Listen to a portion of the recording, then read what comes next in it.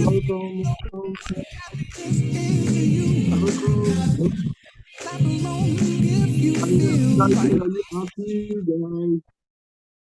We are live on YouTube, guys. I got to see your face. I've got 13 people here. Welcome, welcome.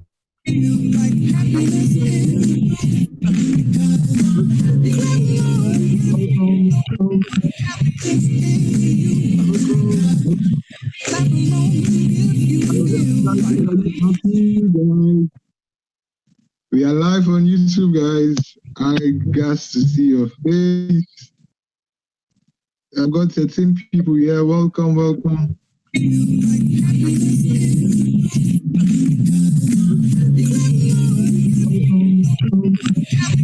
Can you guys hear me? Can you all hear me? Just in the chat session, let me see that you can hear me. We are live on YouTube, guys. I got to see your face. I've got 13 people here. Welcome, welcome.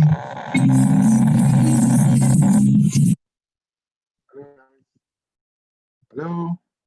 Can anyone hear us? Welcome, Adeyeye. Welcome, Sarah. Welcome, Akinteye. Welcome, Beatrice. Welcome, Danielle. Evelyn, good to see you. Martins, it's good to see you. Oluchi, it's good to see you. Lovett, it's good to see you. Zoom user, it's good to see you guys. Welcome, welcome. Can you guys hear me? Just unmute yourself if you can hear me. I will still unmute you guys. Just unmute yourself if you can hear me. The guys on the road. So we have guys watching on YouTube, right? We also have guys watching on YouTube. Hello, good evening. Good evening. How you two fellas? You say hi to you guys. I'm not sure you guys can see me well, so I'll try and make myself more visible and more clear. Hopefully,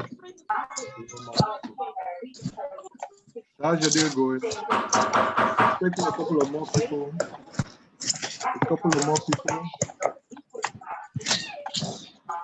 Thank you guys for sending in your questions. I just believe guys. Can you guys hear the song? Welcome, welcome, welcome, welcome. Guys, tell people on the Telegram group that we are live. We are live. To our friends on YouTube, welcome, guys. Just tell guys that we are live. We're live. I'm getting people buzzing. Buzzers. Welcome, welcome, welcome, welcome, welcome, welcome, welcome.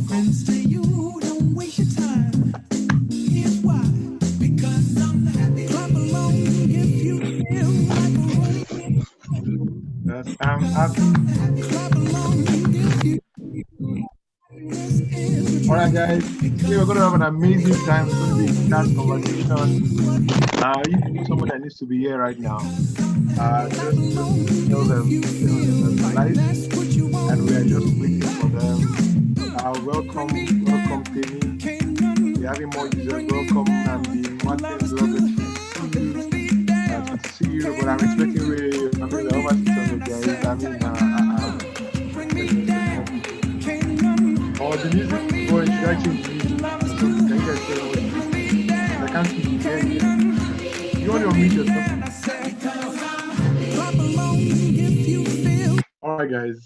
Hi, guys. Can you guys hear me loud and clear? I'm so excited to have you guys on board today. Today is going to be an amazing day.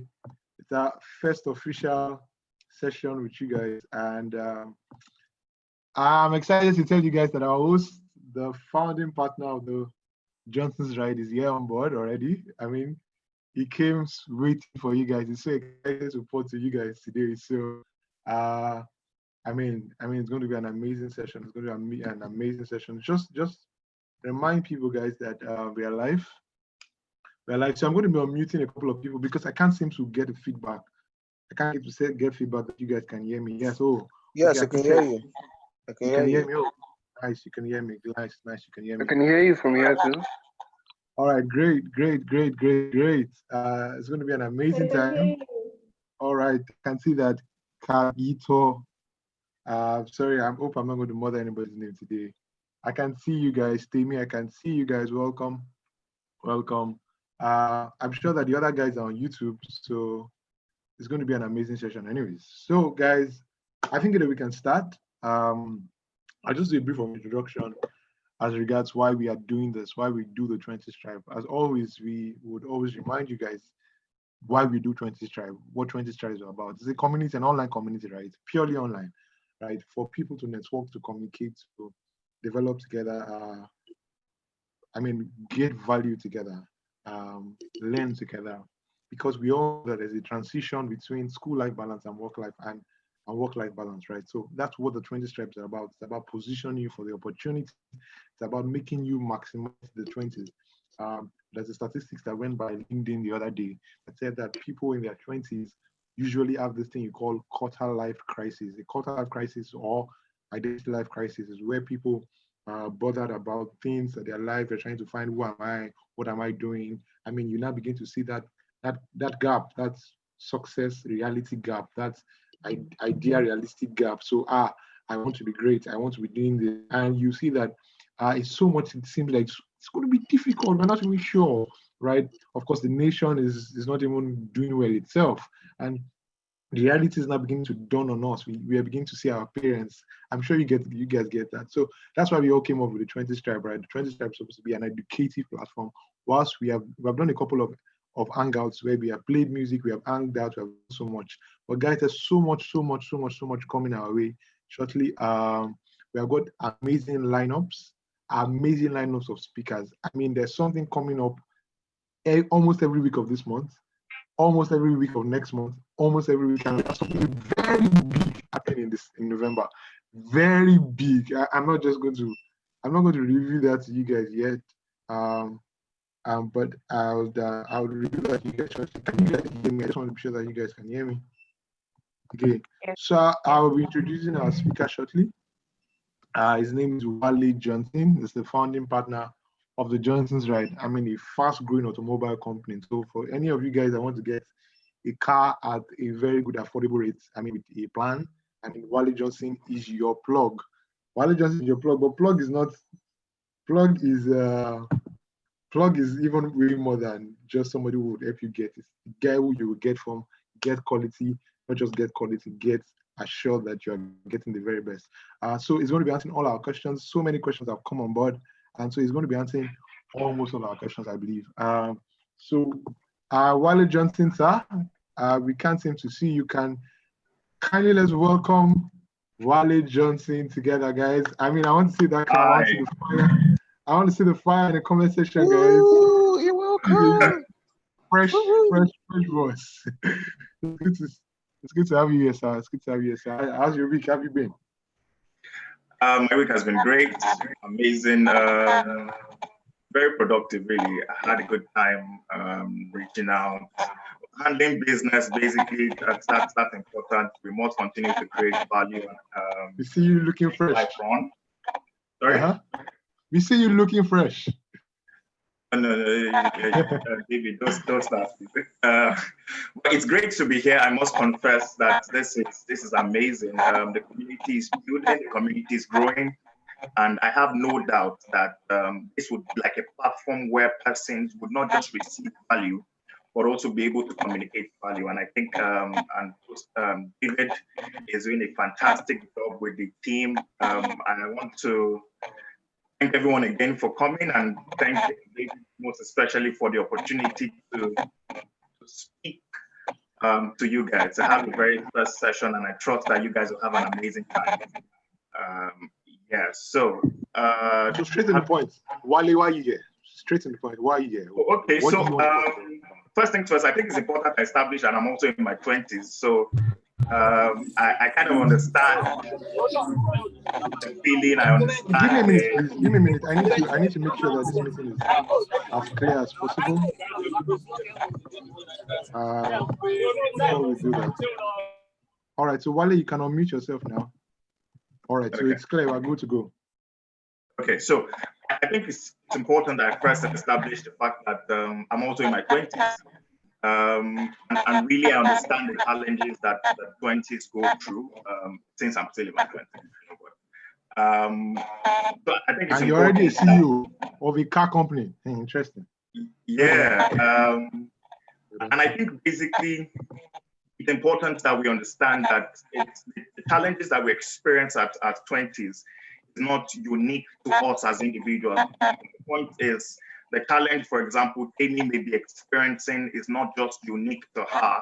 It could also be the challenge that Ogenoro is experiencing or that Adeye is experiencing. So these challenges are not unique to you, as it were. So a community like this, where you get the resources, the help you need, is most important. Yeah, so basically, I think today I'm supposed to speak on making the most of your 20s. That I will do. However, I'm going to narrow this down to what I call seizing the moment. And I'll try as much as possible. Since this is a conversation, I'll try as much as possible to be as conversational as possible. Thank you, yeah. So first things first, for me, I've always believed life is a compendium of seasons and moments. I believe life is segmented into seasons and moments. Growing up, I did have an understanding also of the fact that life is like an adventure in opportunities, and we can, if we are able to make the most of every opportunity or season that comes our way, then we'll be able to make the most of life. However, you want to ask yourself, now I'm in my 20s, what does this season present to me as it were? What kind of opportunity do I have in this season? How do I make them? Sorry? Okay, I thought I had. Are you all hearing? Can you all hear me? Very clearly. Yes, we can now. Okay. Yeah, so I said, so you want to ask yourself, what kind of opportunity do you have in this season, as it were, now that you're in your 20s, and how do you basically take advantage of this? I think I'm supposed to speak for 15 minutes and not just for the question and answer session, since it's a conversation. But you want to ask yourself, how can I take advantage of this season, or how can I take advantage of this opportunity now that I'm in my 20s? The truth is this, and I speak from practical experience, at some point in my life, I really didn't want to be 25. I was scared of being 25 for several reasons, but primarily because I knew that, I know, that at some point, there are some opportunities you cannot take advantage of once you up 25. For example, there are some graduate trainee programs you cannot take advantage of once you're 25. So as much as possible, I was very hesitant about clocking 25. Well, I passed 25 now, but there's still some opportunities you might not be able to take advantage of if you do not maximize your 20th season, as it were. So this really is like the most important season, as it were, because apart from the fact that you get to build a foundation for your 30s and other years above, it really lays the foundation for everything that happens in your life afterwards. So as much as possible, today I will just run through 3 quick things, or 4. I think there are 4. Okay, yeah, there are 4. Right. So first, I'll run through how to identify an opportunity, because you really want to make the most of this time. How do I identify an opportunity? How do I seize an opportunity? I also talk from practical experience. How did we start the Johnsons right? How did it happen? So I'll talk about how to seize an opportunity, how to identify an opportunity. And I also talk about how to maximize an opportunity, because I think there's a world of difference between seizing an opportunity and maximizing an opportunity. I'm going to get into that. And finally, I'll talk about the importance of counsel and how that can help you, as it were, in your journey. Right. Season is, right? You want to say something? No, I'm sure you go on. You can go on. Okay. I mean, just shout out to the guys on YouTube. Shout out to the guys on YouTube. Hi, guys on YouTube. Thanks a lot for joining in. Okay, so basically, if you're just joining in, I just said I'm going to be talking about seizing the moment. This is, like I said, this is a very critical stage in our lives, because at some point in time, once you pass the 20s, really there are some opportunities you will not be able to take advantage of. This is the season where scholarship organizations and agencies will tell you, once you pass 25 or once you pass 27, please do not apply. This is the season where some organizations will tell you, for example, TGI or any of these operated organizations will tell you, once you pass the age of 27 or 26, please do not apply, because our graduate training opportunities do not apply to persons who are past that age. So really, you want to make the most of the opportunities that come your way, especially in this season. And as I said, I'm going to be talking about how to identify an opportunity and how to seize an opportunity. First things first, I think if I'm able to help you realize a mind shift at this point, noting that opportunities are not strange things that just happen from the blues. If you're able to understand that every day presents you an opportunity, every day. For example, and I'll just speak really, for example, on how we started the Johnson's Ride. At some point, we started last year, but we have, by the grace of God, been able to manage some level of inflow and revenue in millions. This is how we started. We started by, it was just a random day. In fact, a random Saturday afternoon, as it were. I saw my brother post some pictures on his WhatsApp status about some cars that he wanted to dispose of. I'm like, oh, really? Okay. So I just put up, it was a Dodge Charger 2010 model.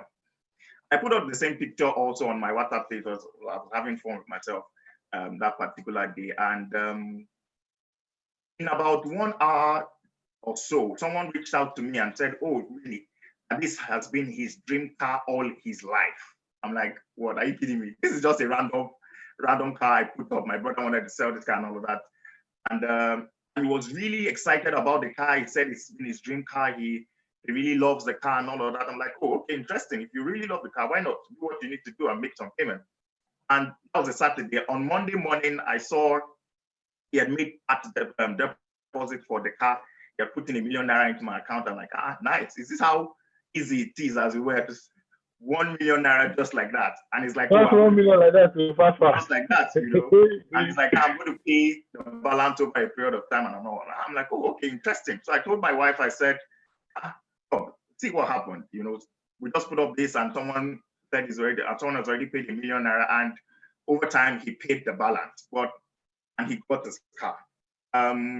So my point is, it wasn't something magical. It wasn't something that we had to sit down and think and craft and pick up ideas and all of that. It was just seizing an opportunity, as it were. Somebody put up a car on the status, and by the grace of God, we've been able to do something that is growing significantly. So first things first, I want you to understand that identifying an opportunity doesn't have to be something complex.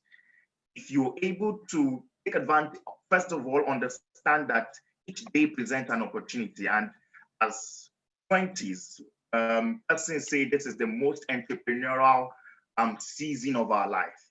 The Zuckerberg, Yahoo, Facebook, all of these organizations, they start when they were in their 20s. They call us the Y generation, or the Z generation.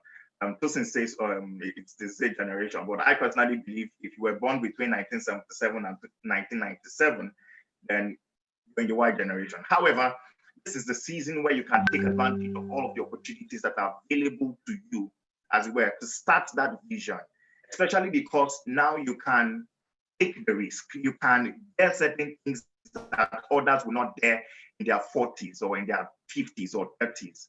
Now you can take calculated risks and build things that would be beneficial to you over a long period of time, as well. So first things first, you must have that mind. Yeah, so first things you must understand that it's not complex. Identifying an opportunity is not complex. It doesn't have to be magical. Starting a business, for example, doesn't have to be you don't have to go to a brainstorming session to develop an idea to start a business. Like I said, about how we started the Johnson's Ride. Basically, it's about you opening up your mind to understand that really every day presents you with an opportunity. And you must understand also that in this season, as 20s, we are not just opportunists, we are opportunity tourists. So we go into each day understanding that each day provides us with an opportunity. Each day provides you with an opportunity. So going to each day, scouting really for that opportunity that you can take advantage of so that you can better your life and that of those around you as well. Secondly, you must understand or examine the direction of value. For example, COVID came and didn't announce to anybody that it was going to come. However, you understand that the direction of value has changed significantly. Some of the products you will be offering in physical terms are now basically now have to be delivered online. For us, for example, in the automobile industry, you must change the way you relate with your customers. You must change the way you speak to people. Persons might not want to come visit you in your car lot. You must give them maybe a virtual experience or something that helps them understand that really they can still get value, even though they still want to stay safe. So you must examine the direction of value. Where's value moving in this time? And how can you consistently deliver value over a period of time?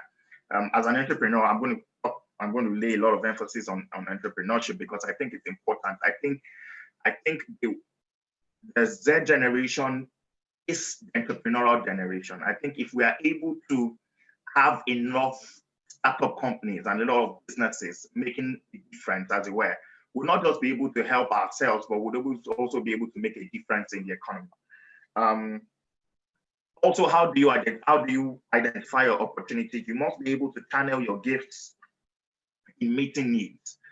Some of you have special giftings in possibly in singing or in writing or in speaking or whatever it is.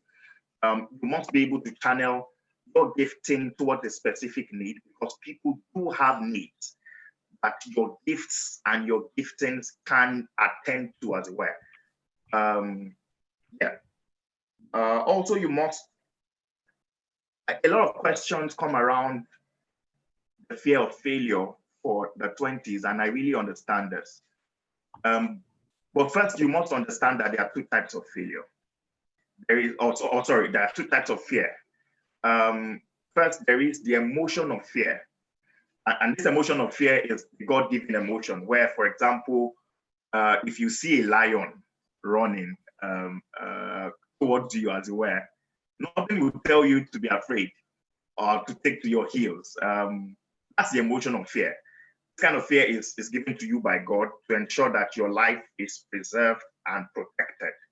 That's different from the second type of fear, which we call phobia. Some scientists and psychologists have said there are about 75 different types of phobia, where you talk about the fear of failure, the fear of heights, the fear of pleasing people, of not pleasing people, and all of that. Sorry, fear of success, all of that. That's a different kind of phobia, and that phobia can be defeated. However, you must also realize that most people come into fear because of ignorance, really. Fear thrives in ignorance. So you see people who are not able to take calculated risks. You see people who are afraid of taking steps. Maybe you've had this idea of starting a business over a period of time, but you're afraid to take that step. Really, fear thrives in ignorance. So if you're able to do your adequate research, it would give you some level of confidence to start up in business or start up in life or start up in whatever it is that you need to do for yourself as a person. So in order to defeat fear, either it's the fear of failure in your 20s or the fear of height or all of that, even the fear of height, if you do have adequate knowledge as regards that which you're going into, you'll be able to dissipate fear very quickly. And finally, maximize opportunities. I think opportunities, like I said, life is an adventure and opportunities, really. But first, you must understand that opportunities are not complex things. That are things that come your way on a regular basis. However, you must be able to identify them. And one of the things I also want to talk about, especially with respect to opportunities, is the importance of networks. really you cannot be more successful, especially in business or in life, or especially coming out of school, if you do not value relationships. You must be able to build relationships, and I think that's one of the things this network and this tribe is about. You must be able to cultivate healthy and beneficial relationships if you're going to be able to make a difference in life and in business, as it were. However, relationships must be mutual. You can't say, for example, most people say they have issues with keeping friends or making a difference in or having long-standing relationships. And the question I do ask them is, what kind of value are you bringing to the table? If you're going to be able to keep a successful relationship over a long period of time, then you must be able to ensure that you're bringing something of value to the table too, and not just have a parasitic relationship. And don't forget, like I said, your networks are very important, because really, at the end of the day, these are the guys who would place a word for you in the future when you are not there with them, when you're not there to have or defend yourself as well. So you must be able to build successful relationships, build successful networks. And the way you do that is by having value on the table. So don't just go into any relationship, by relationship, I mean network, for example, expecting to receive a loan, but you must ensure that you're always putting something on the table, have value to deliver, and then you'll be able to build successful networks. So basically, ensure that you're keeping tabs with the reality of what is on ground. Your 20s really is that time to explore. This is the time to explore. You really might not have everything figured out, but this really is that time to explore. I have a short video that I want David to please play. David, do you have it ready? Okay, give me some minutes. Vale, you can go on. What do you mean? I'll work on it now. So basically, just before David please puts the video together, I think it's important that we realize the place of networks. It's extremely important. Success in life, in business, is really tied to how valuable your relationships are. And if you're able to have successful relationships and successful networks who are able to help speak for you even when you're not available, then you can get more opportunities available to you. Basically. So this is important. Understand that even in your 20s, you might not have everything. Ladies and gentlemen. Okay, is the video ready? Yeah, I'm getting ready now. Okay, so you might not have everything figured out as it were, but truthfully, you don't want to leave your 20s. Though yes, there are examples of persons who have left their 20s and at the end of the day were able to make a success of their lives. The KFC story, for example. However, I think this is the platform to plan. This is a platform to build. Don't forget, you also have, there are quite a number of things to talk about, the importance of you building enough savings at this time, importance of taking risk. This is a time where you can take calculated risk. I think it's important to emphasize that also. Calculated risk with respect to your life's adventure. However, it's a most fruitful season in your 20s, and you can take advantage of the opportunity to make a real difference in your life. Are we ready now? Ladies and gentlemen, family and friends, and others.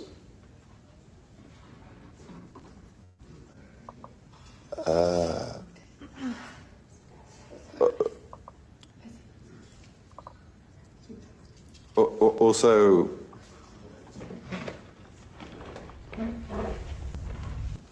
first things first, telegrams.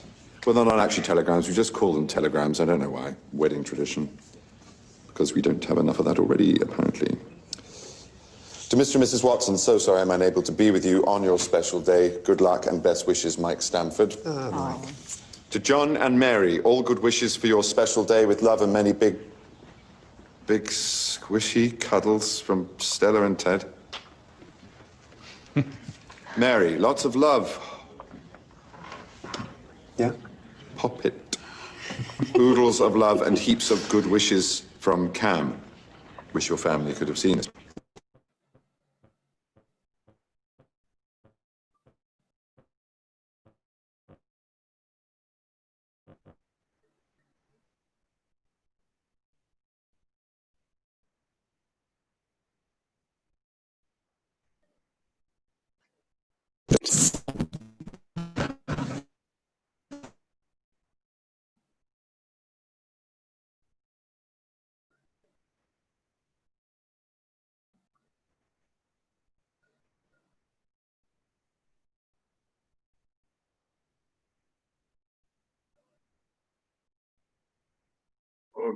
Okay. David, any luck with the video? I think it stopped playing.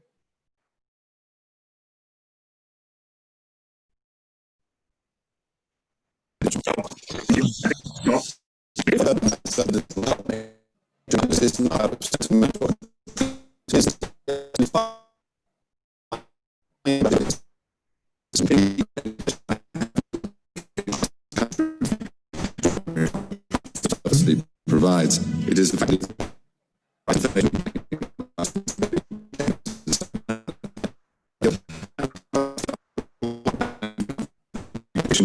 or it would.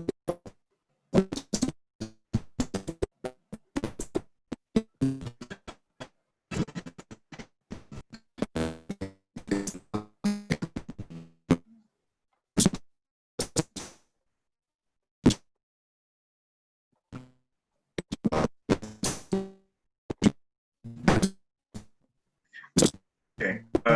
Okay.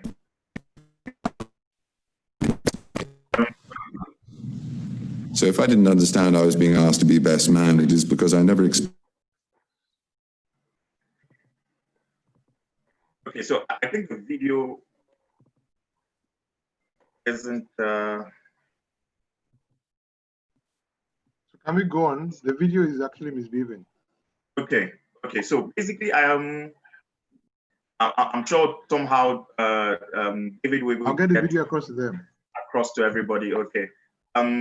But basically, it just talks about how this particular individual who was invited. I'm sure most of us must have seen the movie though.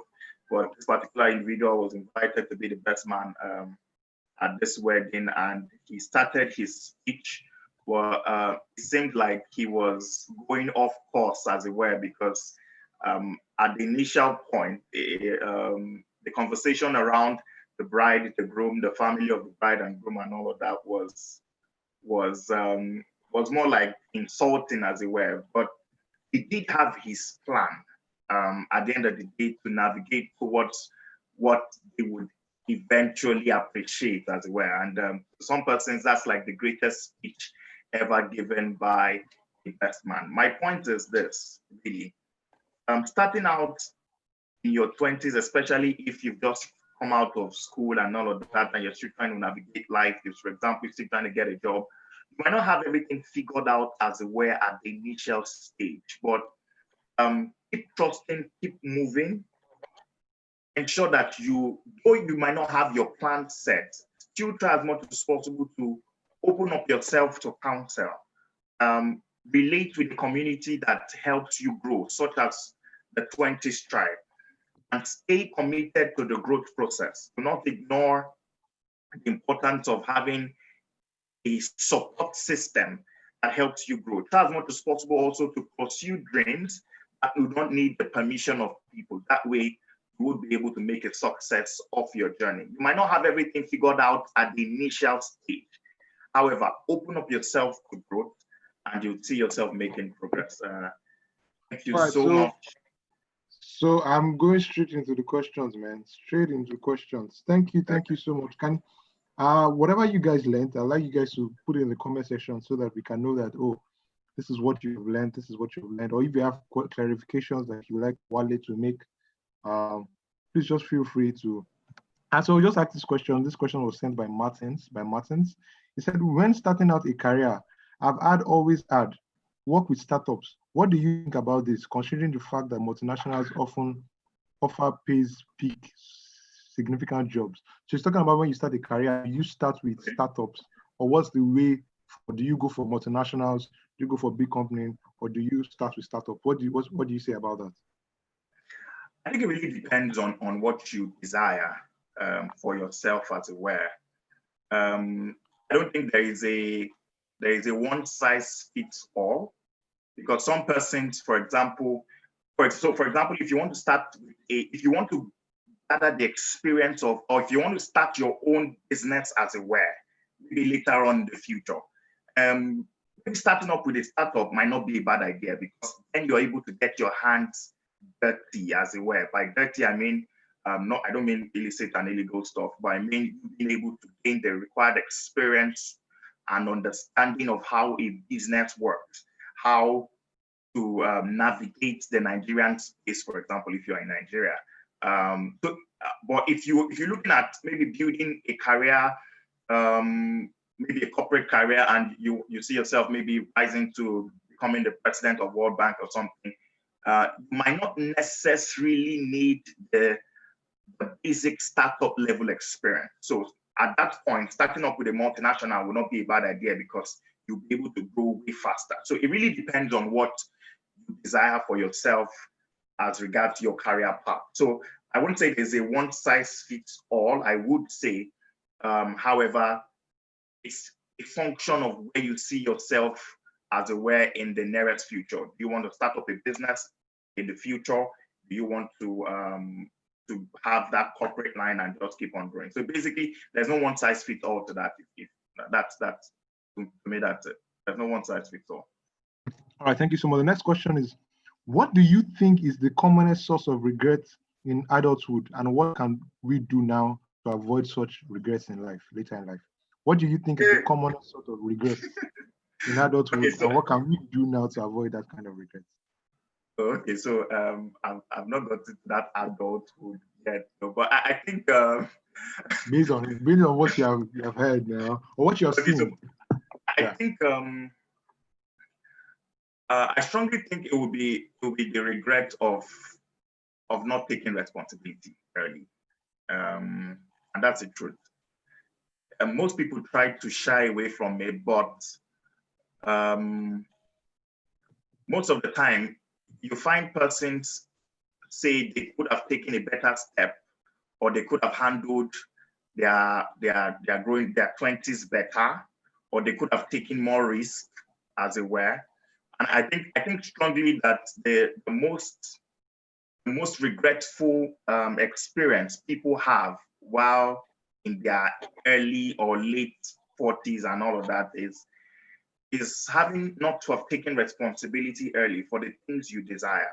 For example, for your financial life, you must continue to build wealth, as it were. Oh yes, this is the time where you take risks in your 20s and all, but you must also plan, you must save and all of that. So I think the most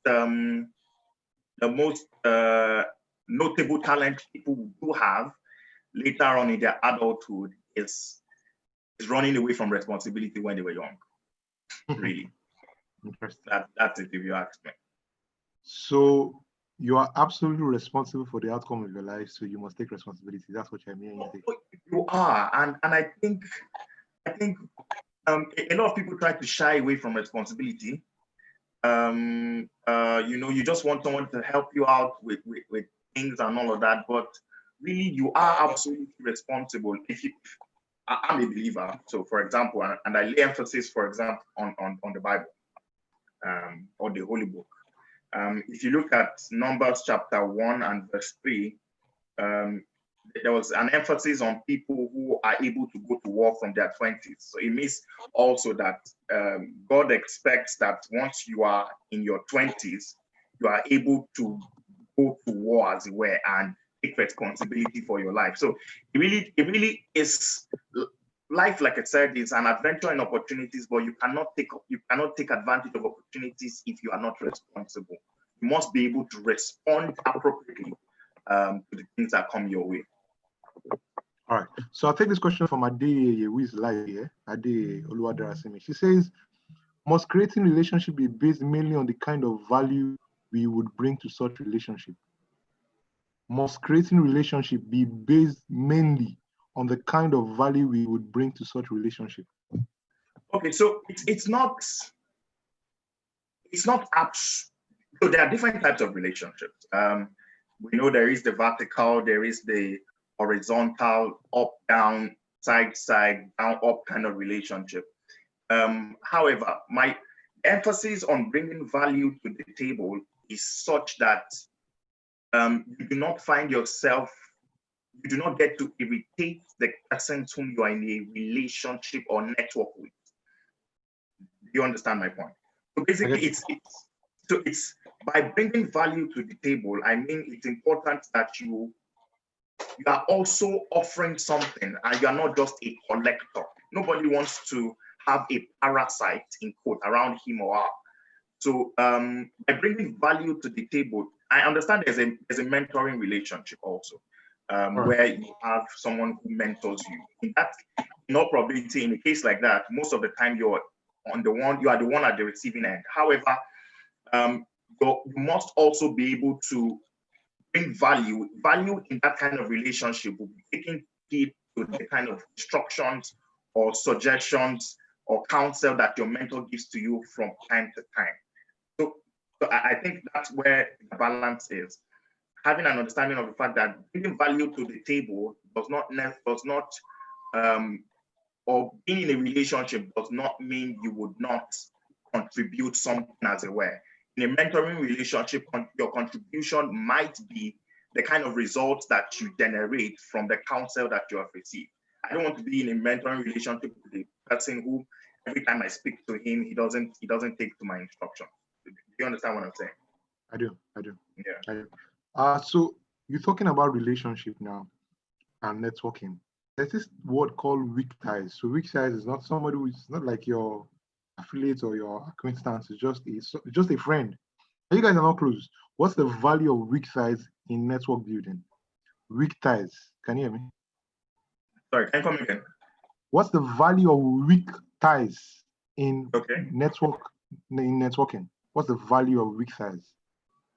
Okay, so I think basically in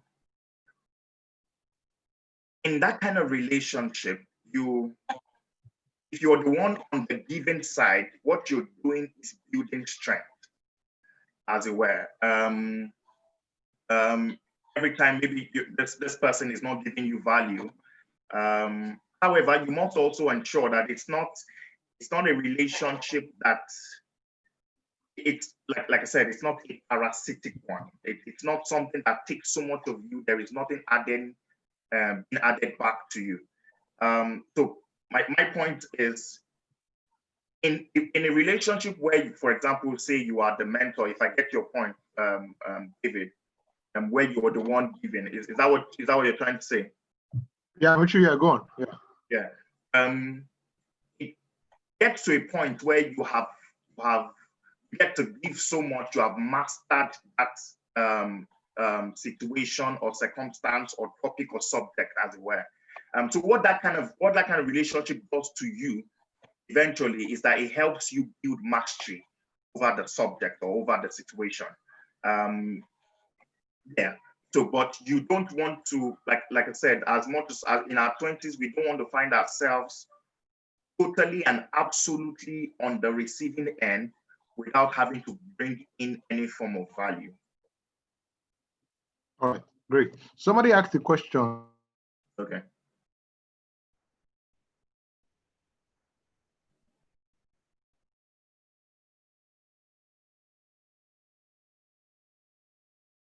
Hello?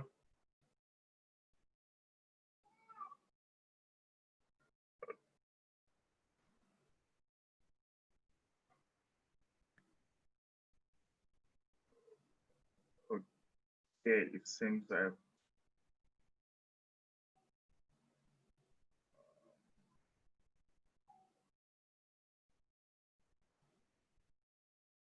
Is it just me, or can anyone find David on the platform?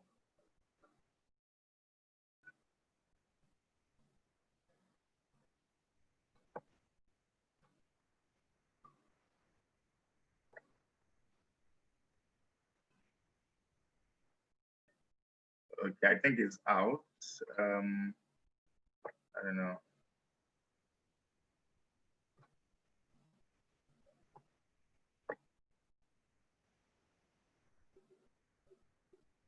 Okay, so I can't see. Yeah, I also can't see him. I guess maybe there's an issue with his network or something. Okay, maybe I'll just take the questions also on the room.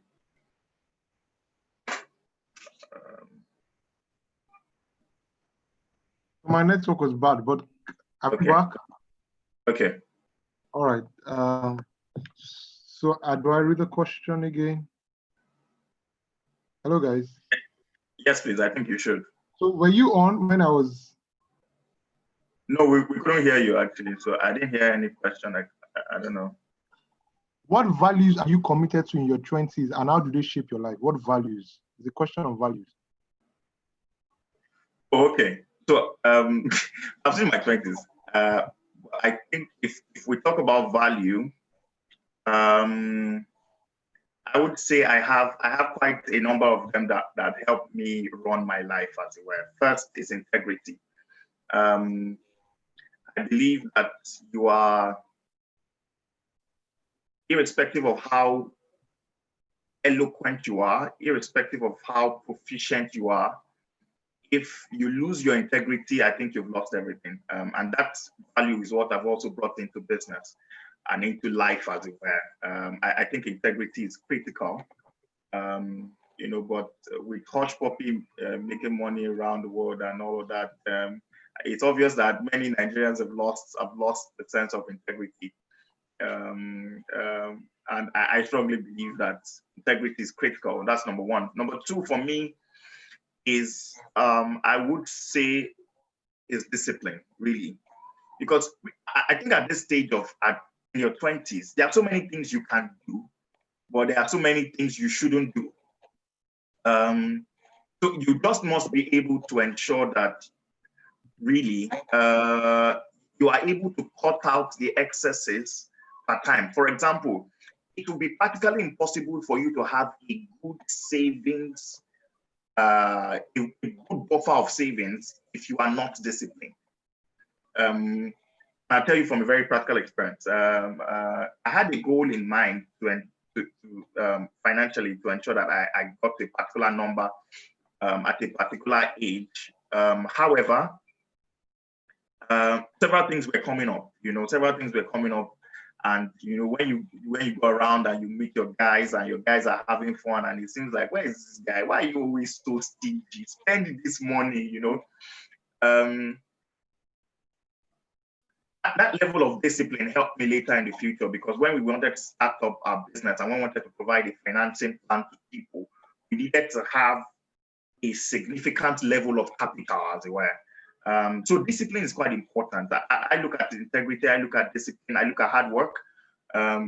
Something most 20s will run away from, but really, if you're going to build a successful life, excuse me, you must do hard work. So I think for me, those three things are very critical. All right, fantastic. So like I said, we did a post on the 5 values you should maintain in your 20s.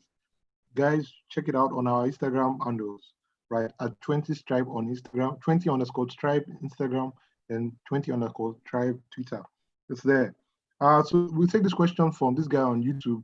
He says, how do you manage the pressure from peers, especially when they seem to be doing well for themselves? It's a question of peer pressure. When you see other people doing better than yourself, how do you manage that expectation management? It actually is, especially in the Instagram world that we are in the ground. Right. Audio money. Audio money. So how do you manage pressures? I think so I don't want to go don't compare yourself with people, because I think it's important. Sometimes you need to check what others are doing. Because really, You want to ensure that, so most people will say, okay, no, you don't mind your business, you have your own path, you have your own life to live, blah, blah, blah. And that's true, really. But sometimes you might need to check to see that you are not left behind, way behind, and in false hope and pretense that you have your own life to live. So how do you manage pressures? First, back to my point, you must understand that though you still have your life to live, you must be able to ensure that you keep your focus on each stage of your life. For example, we have different parts, which is very critical. It's important that you understand that. Keep your focus on each stage. So, for example, if you've been able to build up a plan for your life, just keep your focus on that which is in front of you at time. Keep it going. Do not read. It's difficult to not be distracted by what is happening on the other side, but you really just have to keep your heads to the ground. It's said that life is, especially if they're your peers, it might not necessarily be along your path, but just ensure that even in your path, you're not left behind. I get you. I'm with you. Okay. So just ensure that even on your own path, as in comparison with other persons who are on your path, just ensure you're giving it the best shot. You're doing all that is needed to be done. You're studying appropriately. You're having the required balance, as it were, giving it your best shot. Doing all that is needed to be done. Taking calculated risks, planning as often as possible. Being diligent in all that you do. Just maintain your path. Understand that life is in stages, but ensure that along your path, you're not left behind. So just keep on giving it its best, and really, you have to also be sure that what others have is not audio money, but the real deal, as it were. All right, great. So a lot of questions will come in around investment, right? People want to make more money. I mean, like we did a poll one time, and what's the greatest fear people had was the fear of failure. But the second greatest fear that they had was the fear of being broke, right? I want you to address that thing of prosperity, of making money. What's the mindset behind it? Whilst not sounding aspire to perspire, but but almost telling them the practical strategies that they can learn, what they need to know. Now you run your own firm, your own company, the Johnson right? You talked about the opportunities. I just want you to go practical into that. It's the business and investment platform. How do you invest? What do you do to invest? How do you recognize what is scam and what is not scam?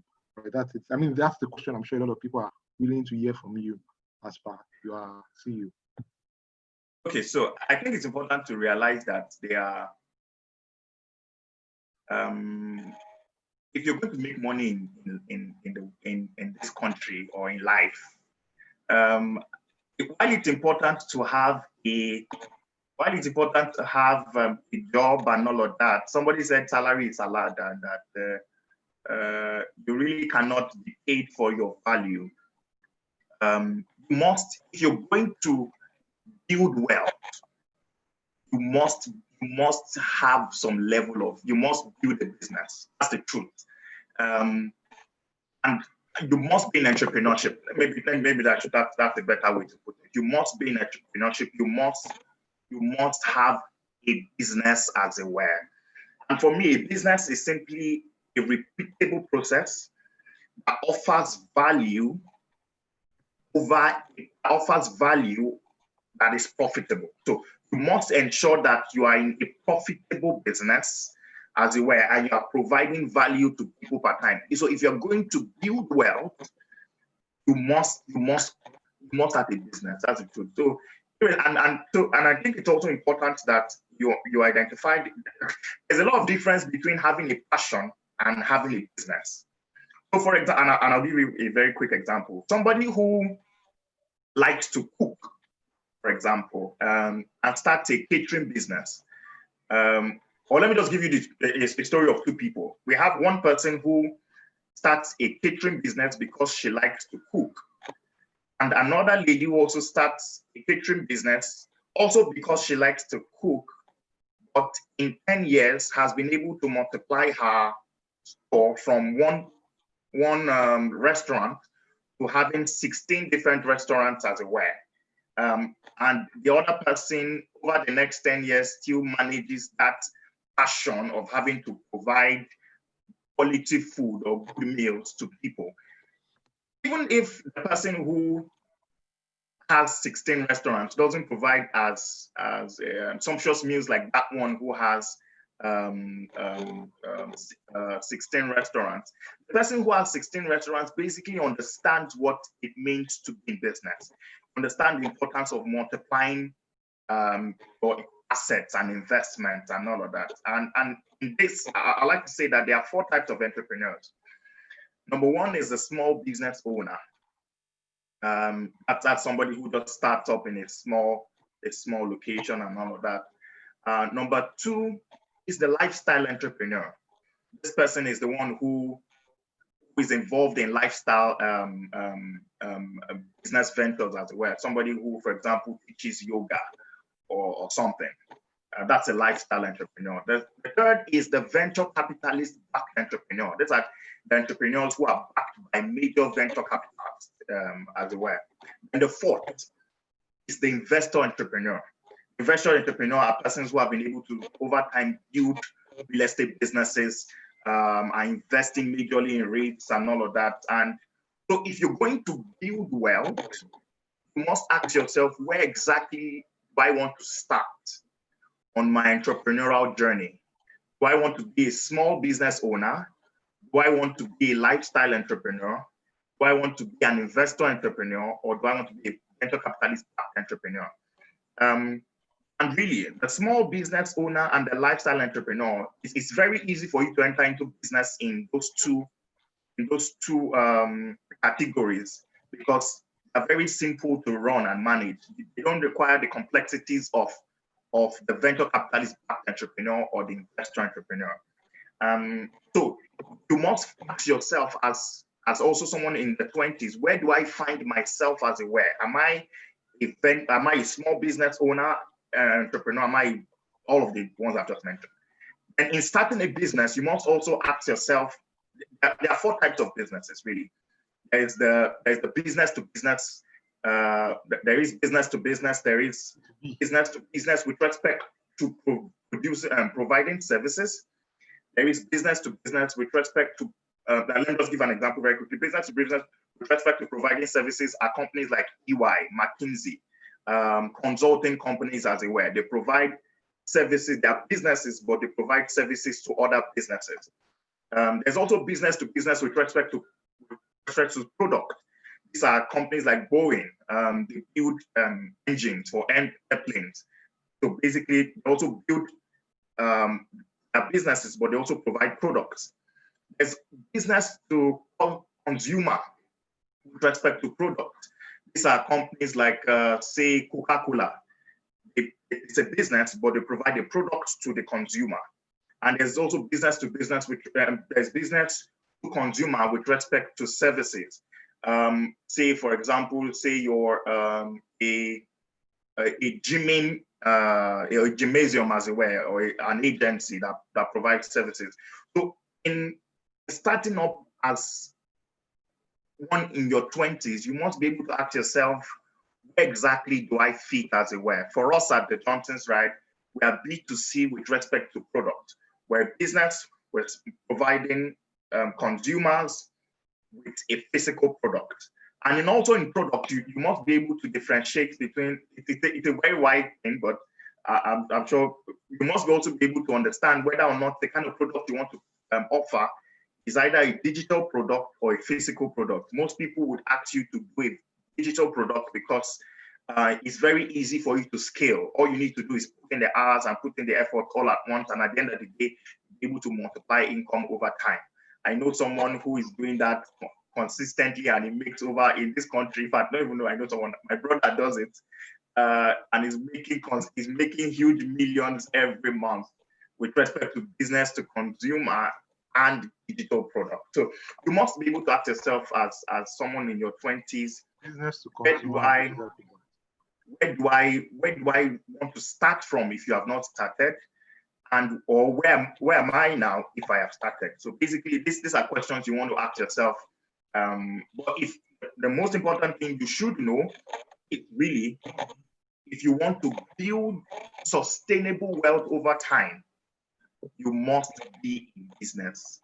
And I think it's also important that you know you don't have to start a complex thing for you to say you start a business. If you're selling a product or offering a service, then you are in business. You just need to ensure that you are able to scale that over time and ensure that it's sustainable over the long period. Do you get the point? Yeah, I get you. So I just wanted to chip this in. This is what you said, something about business. I want you to redefine that. I want you to define that again. Even though the question is mainly about investment, but you talking about business, I guess you come from the business facility because you are a businessman. So I totally understand that. But the question was about investment. What I'm just trying to say, so you talked about you talked about business.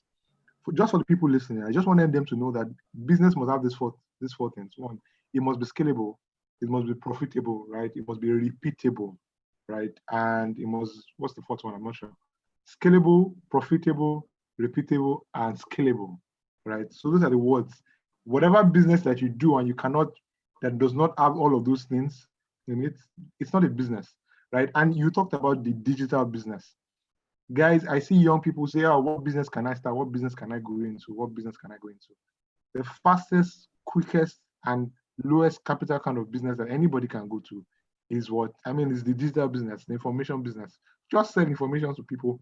When the knowledge is right, just sell information to people, and you see people paying thousands of dollars to be able to get access to this. You see people doing online courses. You see people doing, the biggest industry, second biggest industry right now is the coaching business. I'm not sure you know that, Wally, but the second biggest industry is the knowledge business after IT. So, guys, yeah, now I'll start a knowledge business or something. So we should. So the question now is so how do you identify a real investment scheme? How do you know? So I think, just before you land, I think, it's important I mention investment. Before I started business, I have been able to groom some level of investment, as it were. And I think it's important to know that investment opportunities are bound.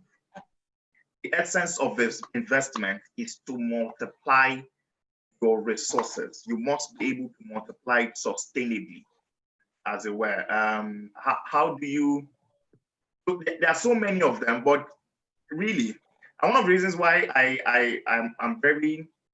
I'm very particular about people starting a business is because of the kind of returns that we get on our investments now, especially post-COVID in Nigeria, even before COVID. For example, Treasury bill, if you're putting 5 million thereabout in Treasury bills for, say, 30 days or something, the best rate you get is maybe a 4%, and that's even discounted. You understand? Mutual funds also, because all of these mutual funds invest in Treasury bills and in REITs and all of that.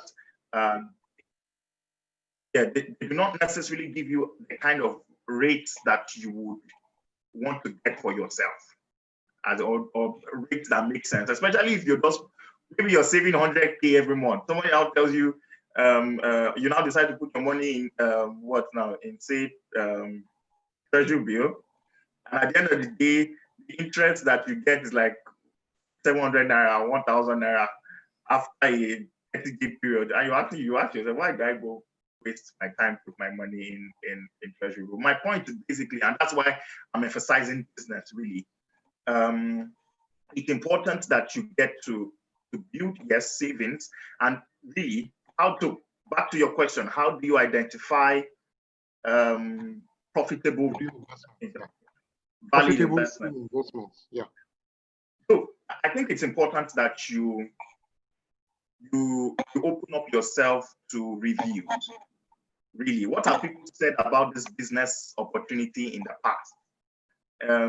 MMM came and it swayed everybody. But you also want to ask yourself, what kind of, I'm giving my money to this investment house, for example, what do they invest in? You have to do that diligent search. You have to check for yourself. Somebody cannot tell you, okay, bring 10K, and at the end of the day, you will multiply your money to 30K in 1 month, and you don't partake because it just looks so juicy. You must be able to do your research. What do these guys invest in? And there are actually credible investment houses. Investment One is one of them. Product Capital is another. I'm doing free publicity for them. Product Capital is another. These are reputable organizations that you can hold as it were in terms of challenges. And I know there are quite a number of profitable ones now. Also, Pop Money is one of them. Thrive Agri, Farm Crowd. All of this are available, but you just must ensure that you do your own research. And I think you can't just, because it's your money, it's what you have put in your effort to gather, as it were. Don't just allow anybody sway you. You must be able to do your own research to ensure that really these are valid investment opportunities that you and listen to reviews. Get people to have to listen or get to ask questions. Open yourself to counsel. Don't say, oh, okay, because somebody comes to you privately and says, this business opportunity is amazing. Give me 100K, I'll give you 500K in 2 months. And you don't ask questions, then you now hide all of the information to yourself and say, no, I'm going to get this benefit by myself. No. Open up yourself to counsel, listen to people, ask questions. Is this valid or not? Know what they invest in before you get to put your sweat into somebody's hands. All right, thank you so much. I just want to pitch that a bit into that. So guys, you probably don't know this, but I kind of talk and teach about investment a few times.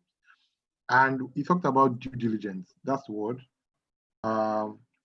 Due diligence. It's important that you do your due diligence it's better that you don't lose money. How do I say this now? It's better that you keep your 100,000 than saying, oh, because these businesses, they are guaranteeing 20%, let me go with the tide, and you lose your money. It's better that inflation catches up with your money than actually now losing your money than inflation catching up with your money. Do you get, guys? So doing your due diligence, getting the required education, financial education. Of course, guys, we will bring in investment experts also on. We also have that scheduled sometime later in this month. But making sure that you do your due diligence is very, very, very, very critical and very important. We'll talk about the kind of investment that you do. So more questions for you, Wale. So there's this thingy about reading, right? I mean, people in their 20s, we really don't like reading. And to be honest, we really don't like reading, right? We like making money. When you talk about money, it's fine. Like, I've spent 4 years in school. I don't want to come and read again. The 4 years is a queen. Tell us about what kind of books do we read? And can I wing it even if I don't read? Like, can I just wing it? Okay, so I think it's it would be totally wrong to say you can do away with reading absolutely and have something substantial to show for it. I think people don't have a challenge reading. I think it's reading maybe books that people have a challenge with. You know, especially if you've seen those physics, chemistry, heavy books, you've read them all your life in school. Somebody now brings you with some heavy Anthony Robbins book and tells you to read again. I think that's a challenge people have, because really, most of us love social media. You're on Instagram, you have to read on Instagram. So the question then is, it's not about reading, but just ensuring that you're reading relevant content. I think that's the most important thing. So the challenge is not that people don't want to read, because on Facebook you have to read. There's no way you'll be able to use social media if you cannot read or if you don't like reading. A lot of us read news on Linda Idi's blog and all of those other blogs, Bella Ninja and all of that. So the challenge is not like we don't like reading. I think we just don't like reading relevant content, as it were, or we have a challenge reading some of this content that most people tell us to read. People tell us to go and read books and all of that. So I think it's important that we try as much as possible to take the attention from the act of reading, as it were, and not emphasize that reading is strenuous. But we just need to move to reading relevant content over time. And I think this is where the challenge is. We need to get, as 20s, we need to try as much as possible to move towards reading relevant content. So it may not be in books, it may not be in volumes of books, it could be in maybe web pages or something that really just adds more value than regular content we read on news or gossip or gist and all of that. So look, I think it's not about reading, but reading relevant content. So how do you get to read relevant content? How do you get to read the news that is relevant to you? For example, if you're going to do well in investment, you must do your due diligence, like David said. So it's taking the attention from just reading, but reading relevant content. So you must really cultivate the habit of reading relevant content to you. That's my take on that. All right, so we're running up shortly, but this question is for people who already have found their path and people who are trying to find their path. So for me, I'm not a purpose person. I don't like asking questions around purpose because I think that can be overflowed. Can you hear me? I can hear you. So I think that people can overflow purpose. What's my purpose? What's my destiny? What is my this? What is my that? How do I do this? But it's a question that people sent in. So I'd just like to take that question. How do you really find your path? Right? How do you find your talent? How do you make use of your talent? And how does that go with your path or your purpose? Or I mean, I'm not that kind of guy, but please tell us about purpose and path. Okay, so I think purpose. I won't. For me personally, I wouldn't say I have one special talent because I've been looking for that talent thing forever. I've been searching for the talent because I can't sing, dance, or any of that. But what I just really try to do is ensure that as much as possible I touch all areas. And I know most people also have that challenge. You can't necessarily place your hand on one particular talent. Some people are gifted with singing and all, but I know there are other persons who do not necessarily have one talent that they can hold on to say this is their talent. But I do also know that the question of purpose really is tied to several things, and I'll just touch on them very briefly. First, to passion. There's really something that drives you as it were. For me as a person, it's Africa and ensuring that the continent is the image of the continent is changed from what it used to be. Anytime I see the Economist publish the hopeless continent, in fact, that hit me so strong, and I'm like, no, really, we have to change the narrative. So for me, it just really points to the fact that I have something to do with Africa or in Africa, as it were. So I think the question of purpose really has to do with the sitting down to discover what it is that you're passionate about. What is it that you can? What kind of what is it that drives you, as it were? And I think it's also important that most of the time, I won't say you should just go down and start crying and asking God, Lord, why? Because sometimes you might be led in a different path. But you must also ensure that really you ask yourself on what exactly are you passionate about? What is it that annoys you, as it were? One of the things that also annoyed me as a person is having to get cars, get people come back to tell us they got cars that were not functional and cars that are not reliable and all of that. Or cars that they imported for 6 months and did not get it.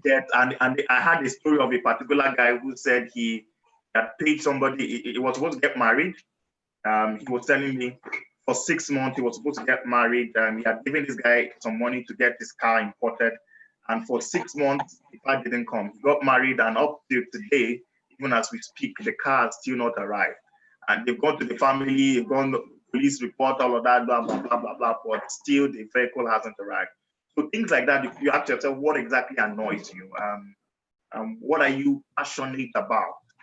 And really, as a person of faith, you can't downplay the importance of God leading you. But also, even before you find your path, please do ensure that you are engaged productively with something. Some persons would stumble on purpose along the path, but don't just sit down and say you're waiting for purpose or you're waiting for vision and all of that without engaging in something productive. I think this is very important.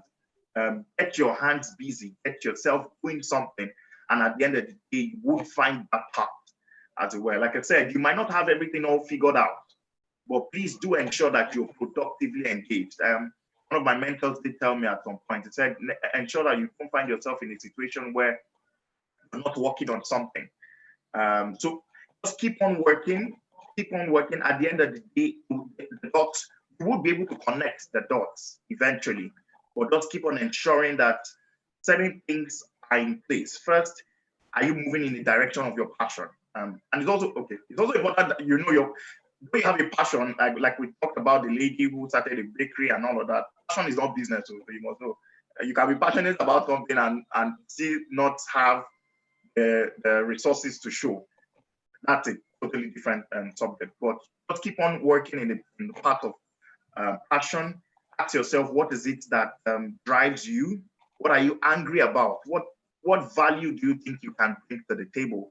As it were, and at the end of the day, you would see the dots connecting. But even before you find your purpose, keep on ensuring that you productively solving problems. And at the end of the day, you'll be able to see the dots connecting eventually. All right, thank you so much. I want to add to Fela. Thank you so much, sir. I want to have Fela say this. He said to me actually. He said, Fela drew to it, by the way, for those who don't know. He said, until you find what you love what you are doing. So give your very best to what you are doing. On the way, you would always, one way or the other, find your passion or find your purpose or whatever it is. So don't get locked up into say, I'm waiting for something to happen. They say that do that waste actually. So it's just like what I rightly said, guys, you have to keep doing something. On your way, you would get what that is your passion or your purpose. So finally, thank you guys for staying on board. I see Abdullah, Agu stayed on board. Tammy, thank you for staying on board. To our guys on YouTube, thank you so much. Beatrice stayed, Emmanuel stayed, Elizabeth stayed. Thank you so much. James, I see you. Martins, I see you. Lovett, I see you. I see Ari. I see Obagwinamdi. I see you. I see Precious. I see Okoyemi. I see you, Zazie. Thank you for coming, guys. Thank you for coming. So one last question, Wally, and that's how we tie this up. Okay. And the question is around what's the thing that you want these guys to leave this session with, right? What do you want them to never forget? It will be the most defining thing that would help them as they go through the path of life as 20-somethings. Thank you. Okay. I think for me, it's rather straight. Know that I think it's important, first of all, that we have a mind. My goal is to ensure that we have a mind shift. Know that even though you don't have everything all figured out yet, every day presents you with an opportunity. Open up your mind to ensure that indeed you can identify the opportunities that come every day. Like I said, it doesn't have to be something complex, but ensure that indeed you're taking advantage of each day and you're getting something out of the day. At the end of the day, with a collection of days, you would be able to point your hands to that which life has brought your way. So first, I think it's important that you realize that the 20s is your most fertile season. It's the most fertile season. And I think read it over and over again, and also it's important that you ensure that technology and social media is not just a platform for you to get entertained, but for you to leverage. So don't just draw entertainment content from social media, Facebook, Instagram, Snapchat, all of that.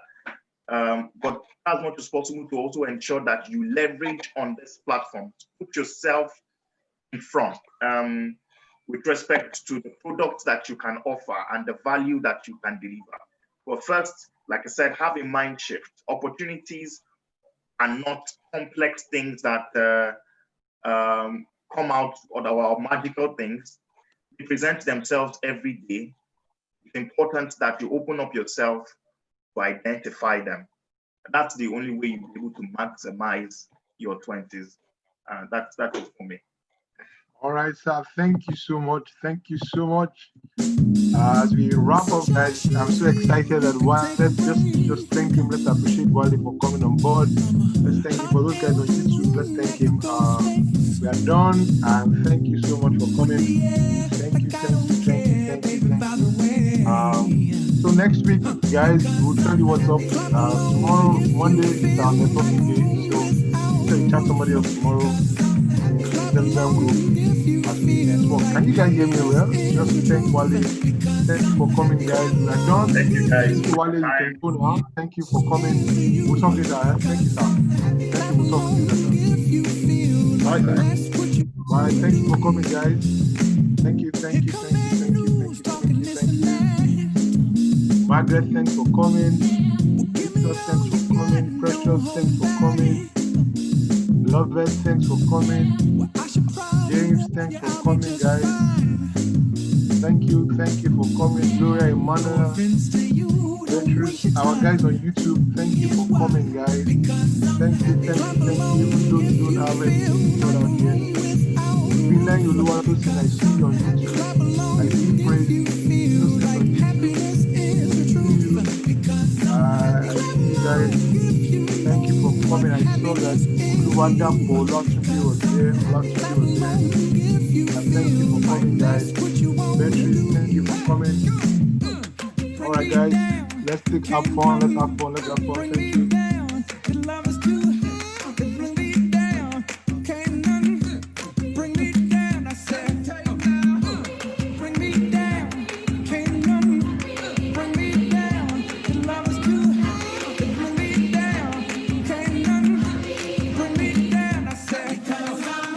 Thank you. Thank you, guys. We are done. You just go. We are done like done.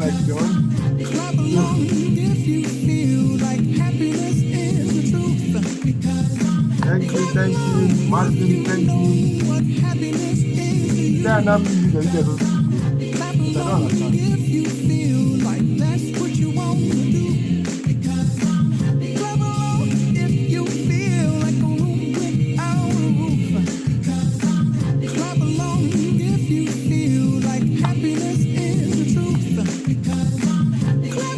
Thank you, guys. You can go now. You can go. I'm waiting on the last person. So I'm waiting until the last person leaves. Thank you for coming, James. Thank you. Thank you,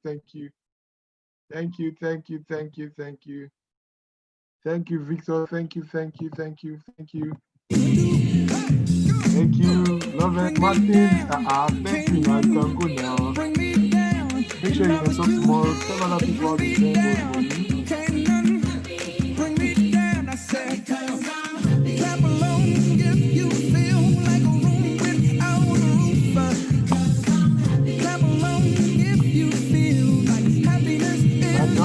We're done. Bye, guys. Okay, Wale, thank you so much,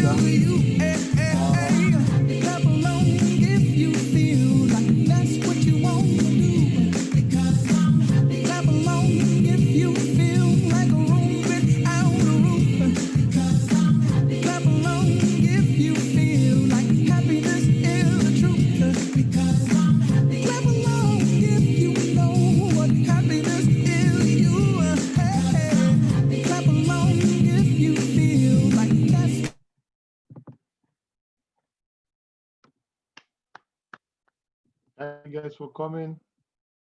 So excited to see you guys. All right. We're good to go.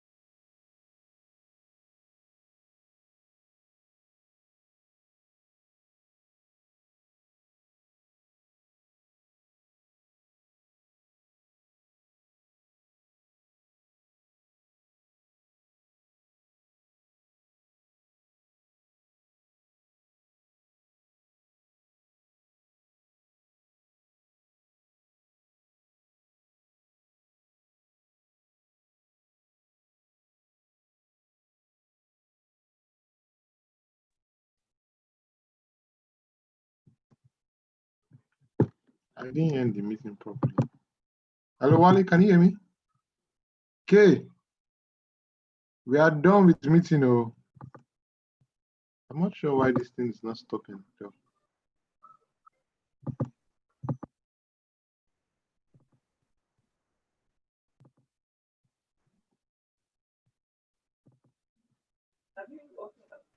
I'm not doing that. It's saying, can I hear you? Yeah. I don't know what it's saying. Hello, Wally. Yeah, listen. Yeah, but I don't know. I'm not sure why I can't end the meeting. You need to give me host back. You took host for me. And I can't. No, no. The one that transferred it to me. It's when I left that I took it, that I came, that it go back to me. Did you get? Yeah, when I left.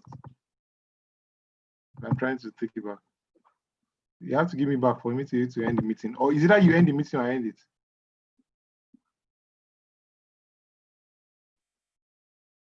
Hello?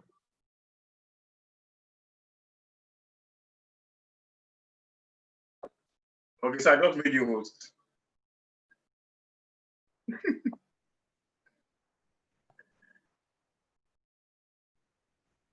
You're on mute, I can't hear you. I end the meeting in, I can end the meeting in peace now. Yeah, you guys. I don't